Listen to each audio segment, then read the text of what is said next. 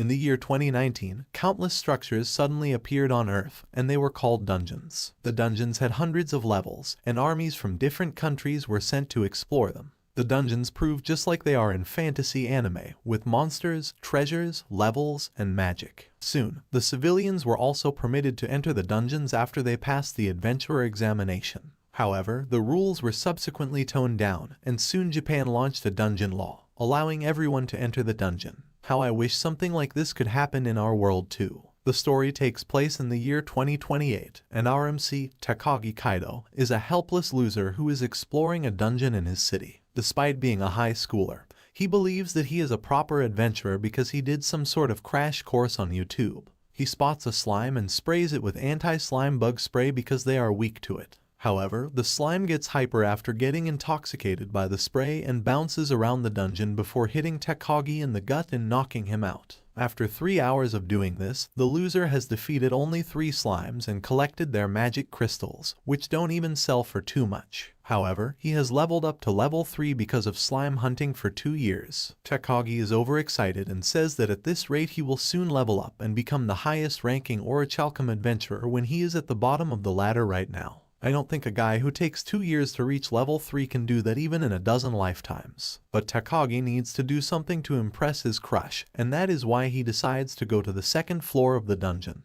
He enters the second floor with a cheap wooden sword, knowing that goblins and other humanoid monsters are found there. He encounters 2 goblins right as he reaches the second floor, and behind them is a pile of human cloth and gear that they have looted from noob adventurers. As Takagi sees the 2 goblins chewing gum and smoking, he realizes that they are spawn campers, so he decides to teach them a lesson to properly begin his adventure. To say the least, that was a terrible idea, and he was shown his place quickly. Not everyone is born to be a goblin slayer after all. The goblins start fighting over the wooden sword they have taken from Takagi, and seeing that chance, he runs away, realizing that he cannot win against even mob characters. Takagi reaches the Adventurer Expedition Center, which is the one-stop destination for everything regarding adventurers and dungeons. As some people are talking about getting promoted to Iron Rank, Takagi comes there, and seeing his injuries, they think he must be a pro who won a life and death battle on the lower floors, but he is just a loser who ran away from the second floor. The adventurers think he is at the gold rank and plan to ask him for help,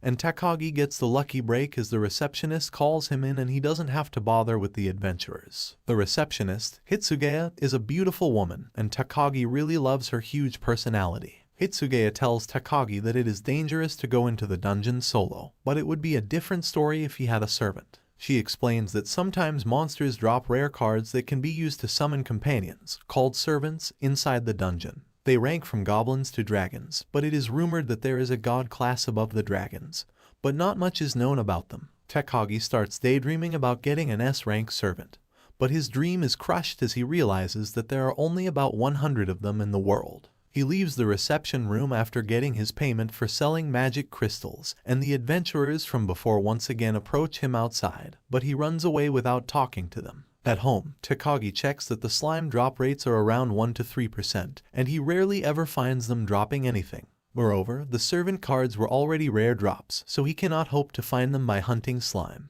He dreams of getting a strong servant to help him solo the dungeon, because that is the only thing he can do while recovering from his injury. 3 months later, Takagi is fit enough to enter the dungeon again, and this time, he hunts slime without making any mistakes. Just then, he sees a rainbow-colored slime that has grown legs and walks straight towards him. Takagi is in disbelief, and his instincts tell him to run, but the rainbow slime is faster than him and overwhelms with lightning-fast speed. What a loser he is to get beaten by mere slimes. Takagi can't even trace its movement, so he just sprays the entire area with bug spray, effectively knocking down the rainbow slime but also inhaling some of the chemical. Then, Takagi turns around and sees that the slime had dropped an item, and as he holds it, he finds it is a servant card, and not just any servant card, it is an SR rank goddess servant card. However, the thing Takagi plans to do with the rare card is to sell it and become an instant billionaire.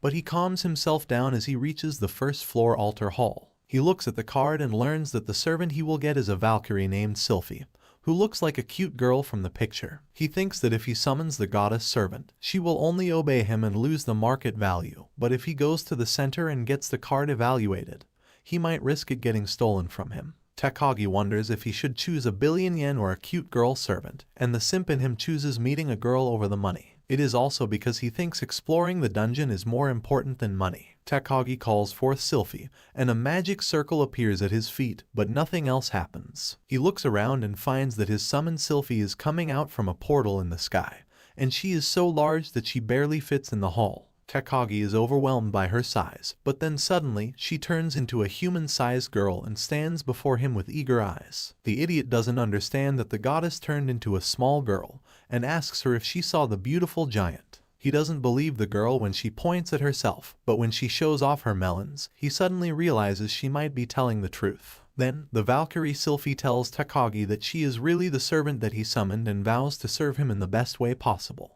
He finds her cute and thinks that she is really his type of girl, and I think the FBI is going to come for him soon. However, the servant he got is still far too different from what he had imagined, and he feels like he wasted his ticket to 1 billion yen. As Takagi throws a tantrum over his decision, Sylphie asks him if he is not happy with her, and he tells her that he just has a bad case of a billion seizures. Sylphie asks him to leave all the fighting to her in that case, because she does not want him to collapse in the middle of a fight. Takagi feels an ache in his chest after he sees that Sylphie cares about him, while he was just a scumbag thinking about money. He pats her head, telling her that she has already taken care of his seizures by coming to him. He then says his name, saying that he is looking forward to working with her. After that, Sylphie leads Takagi through the dungeon because she can detect the presence of monsters even without using a skill. Before her, Takagi could only find one slime in an hour, earning him a petty sum. He thinks that if Sylphie's abilities are real, he can encounter and hunt more monsters, and thus his rate of earning will also increase. Then he checks Sylphie's status and finds that even though she is just at level 1, her stats are amazing, especially her 170 battle points, which denote her physical prowess and fighting ability that boost her overall physical abilities in the dungeon. At level 3, our loser MC only has 10 battle points, which don't even work outside the dungeon. Takagi looks at the skills of the little goddess and thinks that he got catfished because there was a mature woman drawn on the card he found. He doubts that she can search for monsters because it was not mentioned in her skills, but Sylphie tells him that they will face a monster around the corner, and she will show him her combat abilities by taking it down. Takagi is still not sure about traveling to the dungeon with a girl and feels that someone might surely call the FBI on him. They soon find a slime where Sylphie had predicted it, and she asks Takagi to let her deal with it all alone. He tells her to do her best, and she uses her skill, Divine Lightning, and destroys the poor slime with such a force that even Takagi is pushed back to the wall because of the shockwaves. After that, Sylphie concentrates the entire lighting in the area and turns it into a spear. She throws the spear at the slime, even though it is already toast, and Takagi can't stop her because a stone comes flying to his head and puts him to sleep. Meanwhile, Sylphie's spear causes great damage to the dungeon, and she is tired after doing that. She then turns around to find her master knocked out cold and asks who was the fool who dared to attack him. He can't say she is the idiot who did it, but she realizes it herself. Sylphie is ridden with guilt as she cries that she hurt her master and calls herself a failure as a servant. Takagi consoles her, saying that he ordered her to do her best, and it was not her fault for doing just that. He offers her his hand, saying that she followed his orders well, so she is a good servant, much to Sylphie's delight. After that, Takagi takes a look at the damage done by her attack and realizes that she really has 170 battle points. He thinks that he must change his strategy because letting Sylphie go all out can be dangerous for everyone. Then suddenly, he hears the deafening roar of a monster and turns back to find that it was coming from Sylphie's empty stomach. She collapses because she used too much power in the last attack,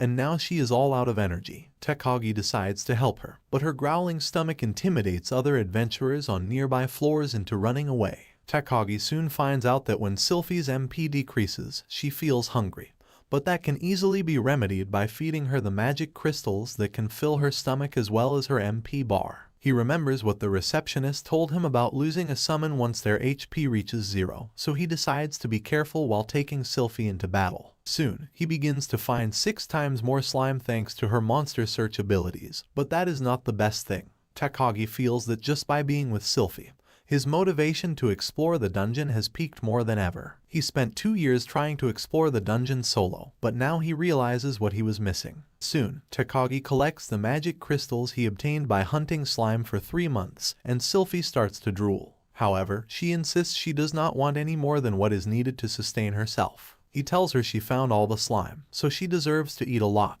But Sylphie refuses, saying that she didn't even contribute to the battle, so she can't take anything. Tekagi had not allowed her to join the combat because of her fearsome powers. Even when she controlled her powers and launched divine lightning at the lowest output, it was too strong and destroyed the slime as well as the magic crystal inside it. Also, he doesn't feel good making a girl do all the fighting, so he just uses his trusty bug spray and leaves only the recon to Sylphie. He thinks that going to the lower floors might be better for her, but he would be a burden to her there. At least he knows his place now. Just then, Tekagi reaches level 4 and gets a new skill called Slime Slayer that boosts all his stats by 50% when he fights slime. Sylphie is excited to learn this and congratulates her master, but Tekagi thinks of this as an insult. He then decides to end their expedition early today and goes back home. The next day, he enters the dungeon and summons Sylphie again, who is shocked to see him with new gear. Tekagi splurged a bit and invested some money in a wooden sword and steel shield, and Sylphie says he looks amazing.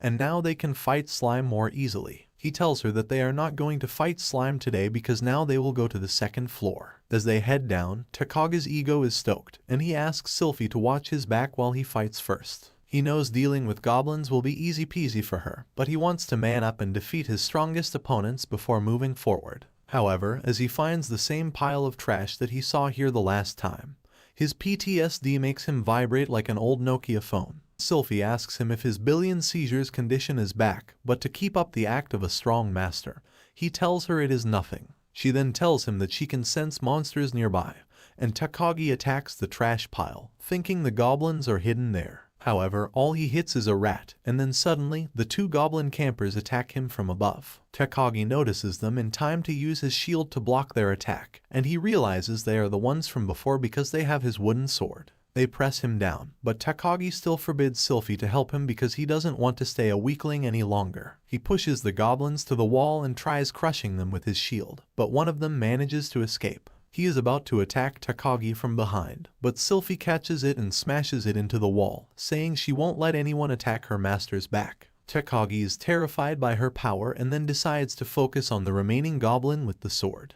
They rush at each other, and Tekagi lands a full power hit on the goblin's head, but only his hand feels the impact of the attack, and the goblin is unscathed. Tekagi is terrified and wants to back away, but as Sylphie cheers on him, he mans up for her sake. He thinks that there is only one way to harm the goblin, and he uses the good old ballbuster and hits between the goblin's legs with his sword. Apparently human males and goblin males share the same weak point, and the goblin screams in pain and dies.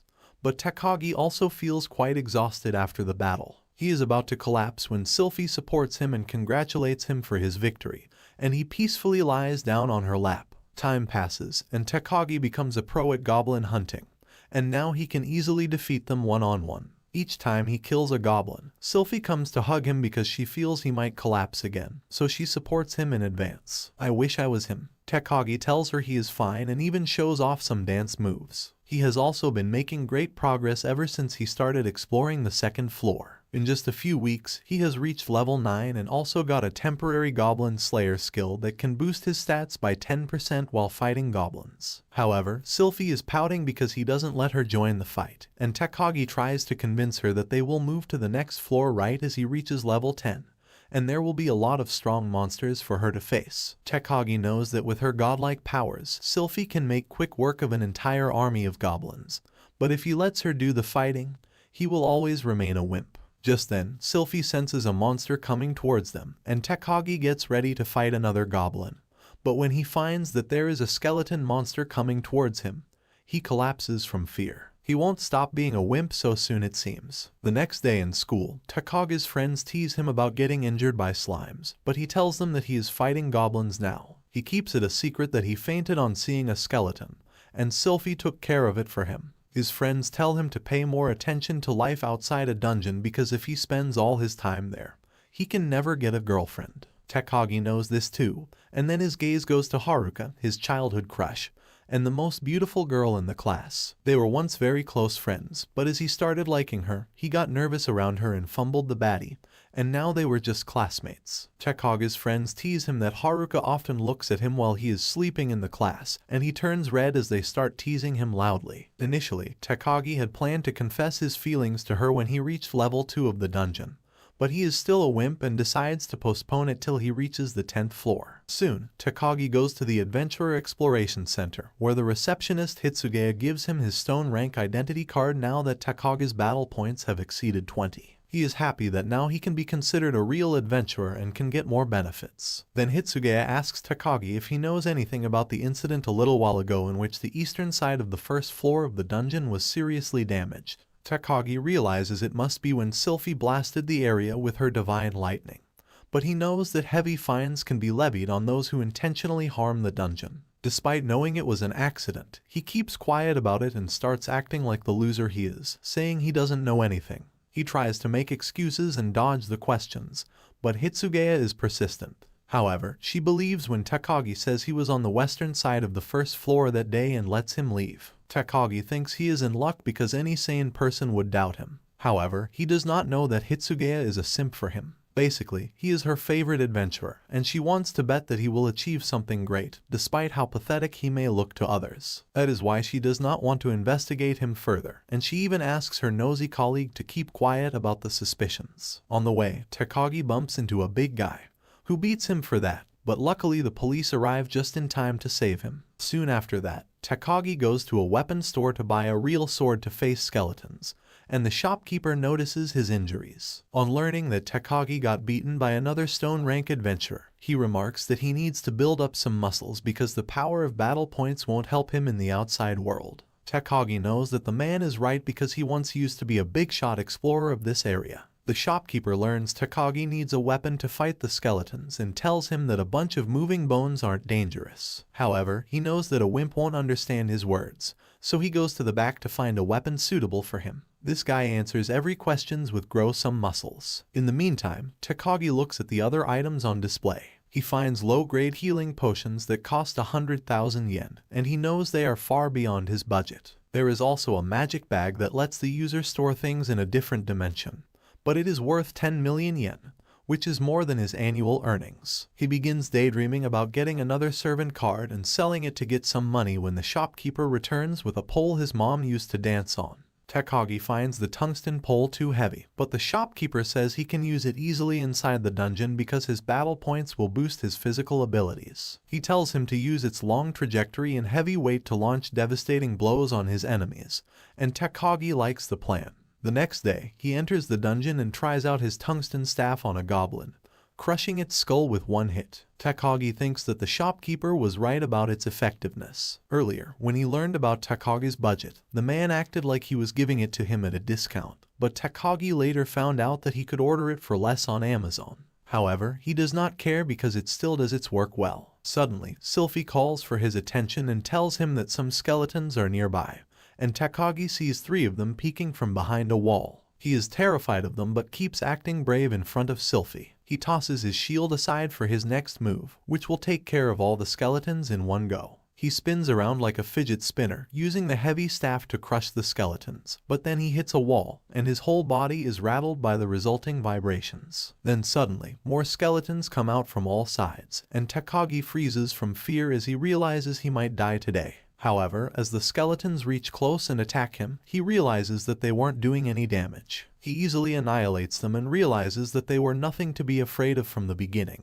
and the macho man at the shop was correct. After he defeats them all and piles up their bones, Takagi says a prayer for the skeletons in case they were created from the remains of the adventurers who died in the dungeon. Just then, he notices a glowing metallic slime sitting on a hole in the wall. Sylphie says she didn't even notice it with her enemy detection skill, and Takagi thinks that the slime has been here the entire time but must be asleep. He wonders how to deal with it because there are chances that it might escape into the hole, and using Sylphie's attack might burn the slime as well as the item it drops to ashes. Then suddenly, the slime jiggles and wakes up, featuring giant buttocks-filled lips. Takagi realizes that it is definitely a rare slime, and then it suddenly spits at him. Takagi dodges the attack and then realizes that he made the right call because the spit was acidic. The slime shoots the acid at him rapidly and hits the skeletons that still contain the magic crystals. Takagi is furious that his loot is lost, and he rushes to the slime, saying he will shove his thick tungsten rod into its mouth. Is he really talking about the tungsten rod or his other rod?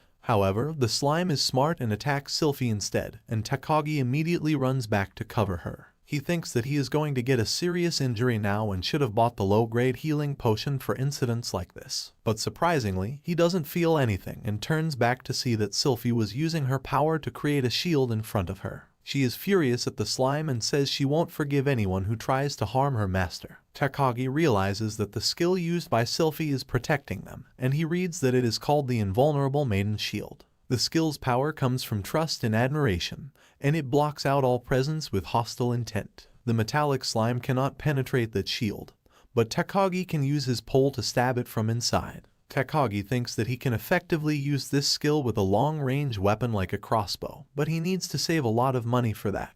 Then, he turns around and finds Sylphie trembling because she had been holding her breath to use her skill. She collapses, and Takagi tells her to do things in moderation, but she is ready to stop breathing forever for her master. Only the first few minutes will be hard. After that, she won't even need to breathe.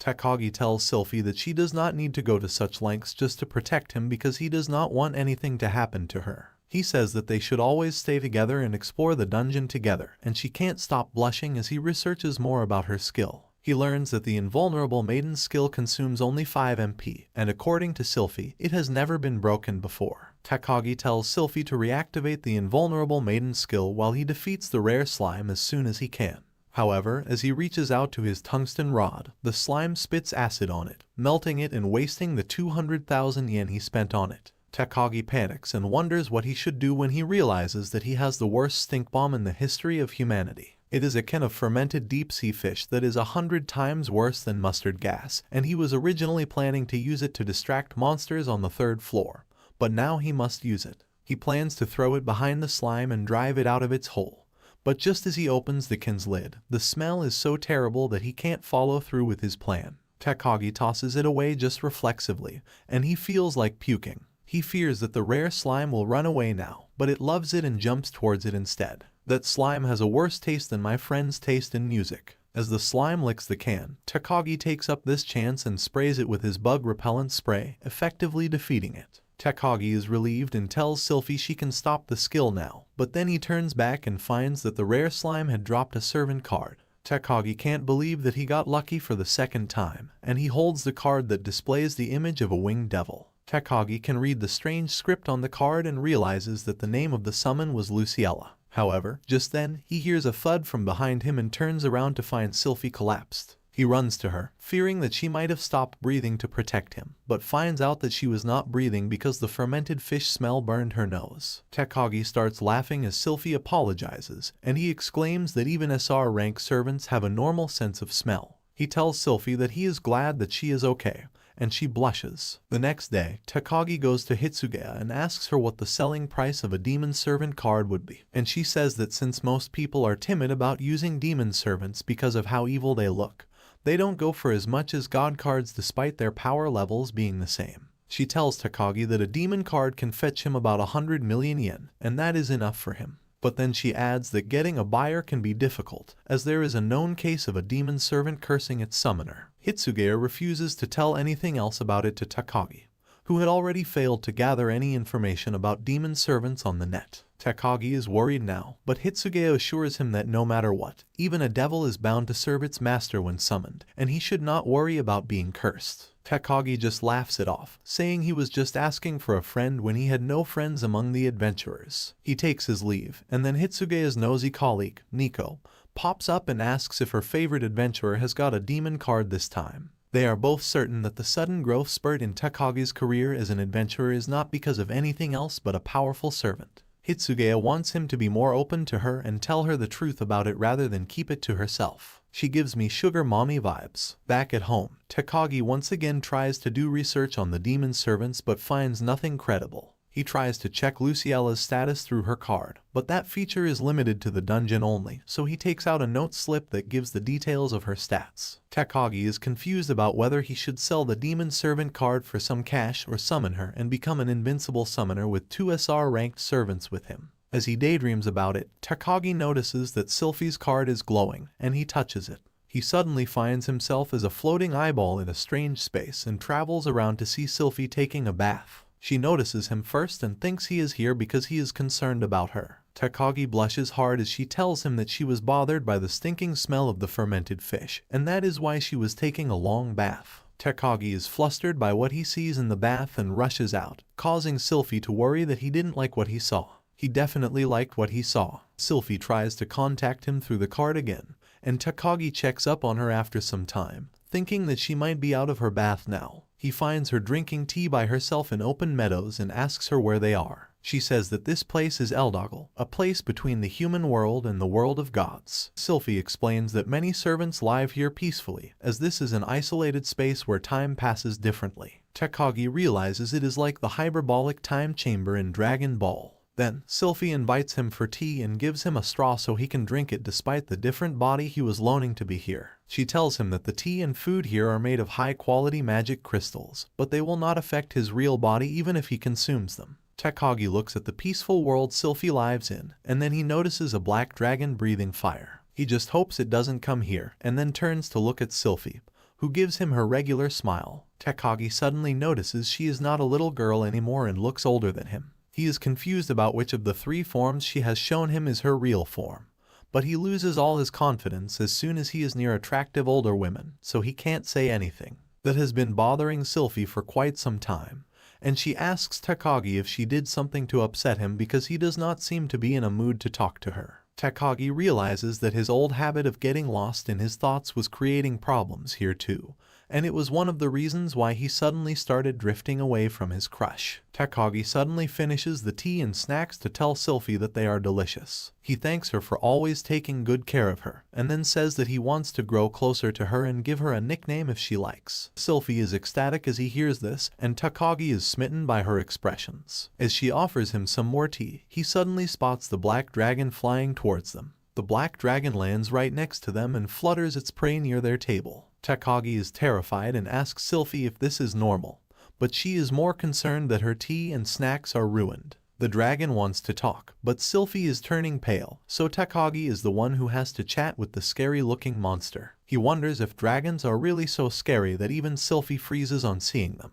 The dragon suddenly asks Takagi to choose between slavery and death, and he wonders what is going on. Takagi realizes he is screwed as the dragon decides to elaborate on his statement. He claims to be the ruler of a faraway kingdom once, but there, the people started demanding useless things like freedom and equality, so he yelled at them to shut up, and they all turned into ash because of his anger. He wanted to rebuild his kingdom, but it was too much work, so he is here now, looking for another place to conquer and rule. He tells Takagi that he needs some slaves to work for him and give him the basic information about this new world, and that is why he has approached them. Takagi is stunned as he realizes that the dragon is really dangerous if he is telling the truth, and if he is lying, he is crazy. Takagi tells him that he is also not from this world, and the dragon is disappointed. He declares he has no use for tourists and decides to burn him away with his fire breath. As the dragon turns around to find someone else to talk to, he notices that the eyeball survived. Sylphie managed to put up a barrier to protect her master despite still being focused on spilled tea. She apologizes to Takagi for spacing out, and he says it is not time for that. He asks her to run away while he distracts the dragon, because even if he dies here, it won't affect his real body. Sylphie says that even if he doesn't do any damage, he will feel the pain of dying, and she doesn't want that to happen. She is definitely a keeper. She says that he is her guest here, so she will take the responsibility to keep him safe. She uses her power to send him back, saying she will be fine on her own. Takagi tries to tell her that the dragon destroyed an entire country, but Sylphie sends him back before he can complete his warning, and Takagi wakes up in his room. He tries to contact Sylphie through the card again, but it is useless now, and he hopes she is fine. In her world, Sylphie stands firmly in front of the black dragon, who is surprised that she is not fleeing. He thinks she is a resident of this world and plans to make her a slave, but she is furious that he ruined her tea party with her master. The dragon says one can't always get what he wants and adds that it is a historical day when he has decided to be the new ruler of this place, so she shouldn't be bothered by some stupid tea party. Seeing that she is too angry to reply, he says he should burn her away too and tells her not to get carried away just because she survived the last attack. The dragon says he was holding back then, and the next time, he will use his full strength. However, she hits the dragon with her divine lightning, knocking it out of its delusion. Sylphie tells him to leave, and she will still forgive him, but he is adamant about pushing his luck. The dragon swings its tail to launch a devastating blow at Sylphie, who blocks it with her invulnerable maiden shield. The dragon says lightning doesn't work on him, so she jumps up and transforms into her full angelic form to attack him with her divine spear. However, despite its destructive power, the divine spear is also a lightning-based attack, and it doesn't do much damage to the dragon, who claims that Takagi is quite powerful for someone her size. Is the dragon made of rubber? The dragon uses its blast breath on Sylphie, and she realizes that only the invulnerable maiden skill can protect her from the attack. Also, her go-to element, lightning, doesn't work on it, so dealing with it is quite troublesome. She uses her analysis skill on the dragon and finds that it has abnormally high stats, and the lightning resistance was high because of a bracelet in its belly. She thinks that a man with the bracelet challenged the dragon and was eaten, and only his bracelet survived the digestive juices of the dragon. However, the dragon believes the lightning resistance is his inherent quality. He then tells Sylphie that it will be a waste to kill such a strong warrior as her and says she will prove useful. Unlike the cowardly eyeball that just ran away on seeing her, he should not have insulted her master, because she is not going to let any remarks made about him slide. She is furious, and the dragon's reflexes kick in as he suddenly attacks her. He thinks he must have burned her by accident, but he doesn't care much about it. As he starts laughing, he hears Sylphie's words, telling him to take back what he just said about her master. She is definitely going to recreate the iconic Will Smith slap. The dragon is overwhelmed by a huge amount of steam, and then suddenly, he sees a strange-looking rock in front of him. However, that isn't a rock, but Sylphie's fingertip, because she is back in her true goddess form. The dragon is terrified and accuses her of fooling him by pretending to be a small creature, but Sylphie just calls him a little lizard and says he has a funny way of saying things. She puts her hands into the ground around the dragon as she tells him that her true form is this entire place, but it is not important right now. What is important is that he dared to call her master a coward. As she picks up the dragon along with the ground, she tells him to take back what he knows about her master. Her words carry so much force that the dragon feels compelled to obey, and threatened by her power, he surrenders and takes back his words. The next day, Sylphie tells Takagi everything that happened and apologizes for sending him out so suddenly. She says she tried to contact him with the card right after the issue was resolved, but it seems that the border between the worlds was disturbed by the amount of power she pumped out, so that could not happen. Takagi tells her that it is alright that she is fine, despite the fact that he couldn't sleep all night because he was worried about her. Then, Sylphie says that what happened yesterday was unusual, and her world is really peaceful most of the time. However, she feels guilty for yesterday and says she won't invite Takagi into her world again. But Takagi doesn't want that because he had fun at the tea party yesterday. Sylphie is really happy to learn that and says that he can come whenever he wants. She is so happy that she ends up killing 20 goblins in a short period of time. But she also burns out 16 magic crystals because of her overexcitement. Soon, Takagi goes to the weapon shop with the buff shopkeeper once again, who gives him the new and improved tungsten rod. Takagi says he doesn't have money to buy another one, but the shopkeeper flexes his muscles as he says that his previous staff was insured by the association, so he was getting this absolutely free. Takagi is really glad, and the shopkeeper says that it was a good thing he brought back the damaged pieces of his weapon, but also tells him not to always rely on the insurance. Then, the shopkeeper asks what kind of slime could melt a tungsten rod and asks Takagi if it dropped anything. Takagi pretends to be a bigger loser than he is and says he let the slime escape because he doesn't want to reveal that he has a demon servant card. Then, the shopkeeper tells Takagi that since he has saved some money because of the insurance, he should buy something else. Takagi realizes he was actually planning to buy something, and the shopkeeper has already guessed that he wants a ranged weapon because it was popular with twinks like him. He brings out a crossbow and tries to play with Takagi, who doesn't want to entertain the bodybuilding weirdo. The shopkeeper then tells him the properties of the crossbow, which was an item exclusive to adventurers. He says it does not have much power on its own to be used as a main weapon, but because of battle point correction, it is quite helpful in the dungeon. The battle points boost even the power of the arrows, thanks to the research done by the Adventurer Association. The shopkeeper then tells Takagi how to operate it, but he finds that it will need some physical training to be used more effectively. However, now he is certain that he can fight more effectively when Sylphie uses her invulnerable maiden skill. A few weeks later, a team of stone rank adventurers is exploring the 3rd floor of the dungeon, and they chase after a rare monster they found. The monster enters a narrow fault between 2 giant rocks, and they decide to go inside. However, that turns out to be a big mistake, as they find a hellhound monster there who attacks them. On the other hand, RMC has been busy with his exam and practicing with the crossbow, so he is returning to the dungeons after a few weeks. He enters the Adventurer Association,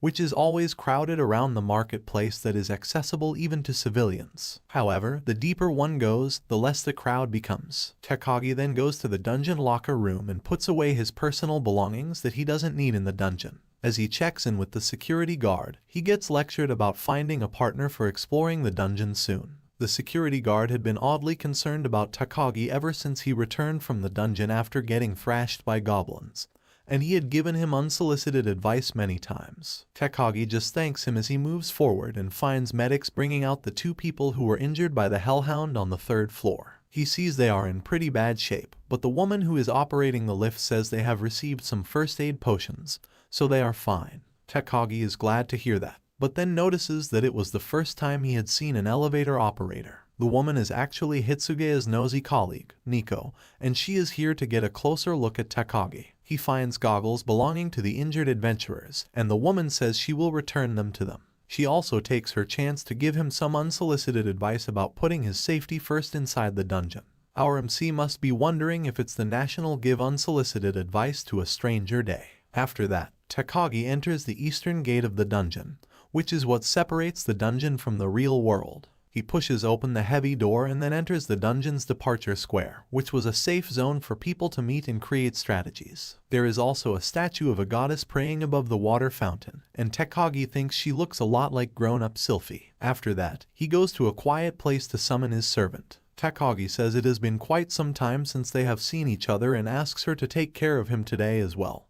But Sylphie seems to be upset at him and is pouting, and Takagi is taken aback. Not gonna lie, she looks really cute like that. Soon after that, they enter the 2nd floor and start hunting goblins, but Sylphie fights like she is in a turn-based game. She lets the goblins attack her, not that their puny attacks will do any damage to her, and then finishes them with one punch. Takagi realizes that she is angry because he could not keep his promise, but she angrily says she is not upset about anything. Because their tea time was interrupted by the dragon, Takagi promised to do it again. But then he got so busy with his exams and crossbow training that he forgot to go on the tea date with her. Even when Sylphie tried to contact him through the card, Takagi couldn't get the notification because he had put it in a safe while studying. Takagi tries to pull Sylphie's face in order to make her laugh so that she can forgive him, but she still seems adamant. Unknown to him, the nosy woman Nico is spying on him, and she has confirmed that Hitsuge was right and Takagi definitely has a servant that he has not registered with the guild. Nico had been spying on him for the past few weeks, starting from the day he bought his crossbow. Nico was hiding in the shop as the shopkeeper was her old friend, and they both felt he was hiding something from the world. They even thought that him being under Hitsuge's supervision was a strange coincidence, and Nico added that she wasn't too amused when she learned he was buying his weapons from this shop. The shopkeeper knew that Hitsuge was strangely obsessed with the boy, and wondered if they could call the FBI on her too, but he doesn't plan to meddle in things that are not his concern. However, when Nico bought 2 low-grade healing potions from him, he realized she was planning to go into the dungeon. Nico still had an active adventurer license, so on orders of Hitsuge, she wanted to investigate Takagi and his servant. She patiently waited for him to come as the lift operator, and after 2 weeks, he finally made his appearance. Now, Nico wants to learn how strong Takagi's servant is, and she uses her skills as the gold-rank adventurer to transform into a ninja cat. She wants to get close to Takagi with her sneaking skills so she can analyze the stats of his servant. Nico is confident in her sneaking skills, but Sylphie still notices her, and she is forced to run away. Sylphie feels like it was just her imagination, but Nico is sweating and panting as she wonders if she got rusty to get caught by the girl, and she wonders what kind of servant she is. Just then, a bunch of adventurers come out, complaining that the people at the guild office are incompetent, and they should provide a shortcut to the third floor. As Takagi looks at the bunch of masked men, he gets creepy vibes. He tells Sylphie to hide behind him, but then one of the masked men identifies him. Takagi says he must have mistaken him for someone else because he doesn't know any other adventurers. The man removes his mask to reveal that he was the one who beat the living daylights out of Takagi for bumping into him in the association center, and that is why his license was suspended for a month. Takagi remembers him but still feigns ignorance. The man tells his boss that he was the kid he was talking about, and the boss confronts Takagi. Sylphie tells Takagi that if he needs help, she can deal with it for him, but he doesn't want that. However, he knows that if they attack him, Sylphie won't keep calm, and they will meet the same fate as the goblins they just fought. The boss asks Takagi if he picked a fight with his underling, and Sylphie speaks up for her scared master, saying he will never fight anyone without a reason. The boss suddenly feels a shiver down his spine as he sees the girl, and as the bald dude tells Sylphie that she is just a cheeky girl, the boss suddenly punches him, claiming he must have assaulted Takagi first. He begins thrashing other members of his group, saying he won't tolerate injustice. As Takagi is scared and confused about what is happening, the vice leader of the group comes and apologizes for the behavior of her group members. She then asks Takagi what happened to the wall around them, and he replies that it was crushed when they came here. She keeps on asking him questions, and as Takagi tells her lies mixed with the truth, she analyzes his status and that of Sylphie. After that, the boss makes the two men apologize to Takagi before leaving for the third floor. His assistant joins him, and he asks her about the status of the boy and the girl. Nico uses her sneaky skills to follow them, and no one notices her. The vice leader says that while Takagi is just a stone-ranked adventurer, the girl was a servant, whose status cannot be read, and that mostly happens with servants of mediocre quality. The leader doesn't doubt that, and the reason he got a shiver when he looked at Sylphie was not because he realized her strength, it was because he found her cute. Someone called the FBI about a pervert sighting. Nico wonders how much of the woman's analysis was correct and thinks that Sylphie used a perception block to prevent her stats from being read. As she wonders if her analysis skill is high enough to read the girl's status, the bald man collides with her but doesn't notice her even then. Nico just lies on the floor because she knows she is the weakest gold rank adventurer in terms of strength. On the other side, Takagi and Sylphie have reached the third floor of the dungeon, which is quite spacious and has a tall roof. Earlier, the boss of the masked group warned him not to enter the dungeon as there was a dangerous monster loose there, but he himself is an adventurer who does not want to let this opportunity pass. Sylphie is also very excited about going to the new floor and seems to have forgotten about the tea party promise. Takagi then remembers that he had made some preparations for exploring this floor and gives her a pouch of magic crystals to replenish her energy mid-fight. Sylphie is trying to be like every guest ever as she says there is no need for this, but she is already drooling, and Takagi tells her to not hold back. Just then, she notices something coming towards them with great speed, and Takagi sees a wild boar emerging from a dust cloud. As the boar rushes towards them, Sylphie wants to use divine lightning to fry it, but Takagi says they will use Plan B. He lets the boar come close enough, and at the last moment, he asks Sylphie to activate her invulnerable maiden skill. The wild boar is bounced away by the shield, and Takagi fist bumps her girl, saying she had nice timing. As he remarks how funny the boar looks in the sky, some of his snot falls into his mouth. Yuck! After Takagi is done puking, he finds that the magic crystal dropped by the wild boar was much larger than what goblins usually drop. Sylphie apologizes to Takagi for deactivating the invulnerable maiden so quickly, but he was the one who asked for the fist bump. Then, Takagi notices that she has been keeping some distance from him and realizes that it must be because of the boar snot covering him. He knows she has a sensitive nose, but when he asks her if he smells bad, Sylphie says that she can't call her master a filthy,